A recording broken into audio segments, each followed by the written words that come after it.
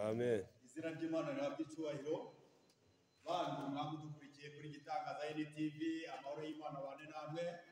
Mwumve ko tubasuhuje tubikuye ku mutima. Rero bene data, muzi ko tubagezaho ijambo ry'Imana kugira ngo ritwubake kandi ridukomeze. Uyu munsi rero tugiye kuganira ijambo ry'Imana riboneka mu gitabo cy'ubutumwa bwiza bwanditswe na Yohana. Igice cya mbere turasoma imirongo 3 gusa. Ari kutubwira ngo mbere na mbere hariho jambo, uwo jambo yahoranye n'Imana kandi jambo yari Imana. Uwo yahoranye n'Imana mbere na mbere. Ibintu byose niwe wabiremye, ndetse mu byo yaremye byose nta na kimwe kitaremwe nawe. Muri we harimo ubugingo, kandi ubwo bugingo bwari umuco w'abantu. Amen.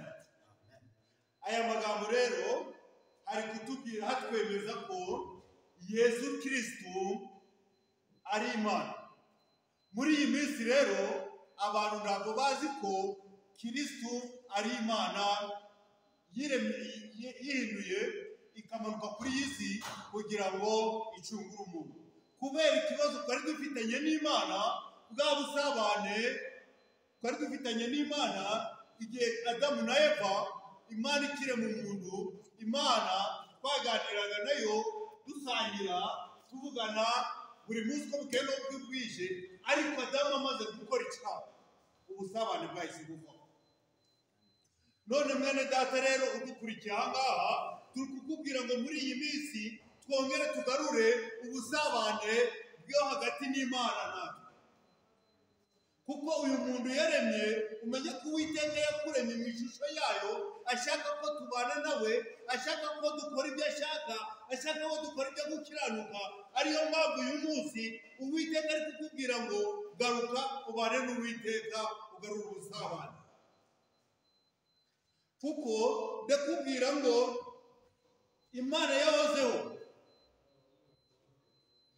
Uyu munsi ari kukubwira ngo nawe ushaka ko ubana n'Uwiteka, kugira ngo muwo Uwiteka yishimira nawe ubane nawe, muwo Uwiteka akunda nawe ubane nawe, muwo Uwiteka agirira imigisha nawe ubane nawe. Ndakubwira ngo nawe garukira ngaho ugarure ubusabane imbere y'Imana nawe. Ahari ntushobora kuba waratandukanye n'Imana, ahari ntiwumva ko mu mibereho yawe ukora ibyo wishakira, ariko ndakubwira ngo garura ubusabane ubane n'Imana, kuko muri iyi minsi ya nyuma Uwiteka ashaka ko tubana nawe. Ijambo ryarambwiye ngo gutemera Yesu nk'umwami n'umukiza, uwo ntabwo azaragwa ubwami bw'Imana. Mwumva ko mwewe mubeshejeho n'ubushobozi bwanyu, mwumva ko mubeshejeho n'ubutwari bwanyu, mwumva ko mubeshejeho n'amafaranga mutunze, ariko ijambo ry'Imana rirambwira ngo uwemeye Yesu nk'umwami n'umukiza niwe uzaragwa ubwami bw'Imana. Iyo dusomye Yohana ibice 3:16, atubwira ko Yesu ari we nzira n'ukuri n'ubugingo, ngo ntawe uzaja kwa Data atamujanye. Wumva ko Yesu Kristo ari we nzira. Iyo nzira rero ari kukubwira ngo ari weho ugaruke wemere Yesu mu bugingo bwe, kuko Yesu ari we waje kuguhuza n'Imana, kubera yihinduye umuntu kugira ngo abantu, kubera wa muntu akunda Yesu Kristo, kubera akunda abantu kugira ngo abane nawe. Bene data rero, bashiki bacu, ndabinginga ngo mwongere mugarure bwa busabane hagati y'Imana natwe, kugira ngo tuzaragwe kiriya gihugu twateganirijwe, kuko tugeze mu minsi ya nyuma, kugira ngo mubo Yesu akunda namwe muzabaneyo. Nicyo nimbifuriza mu izina rya Yesu. Amen. Amen.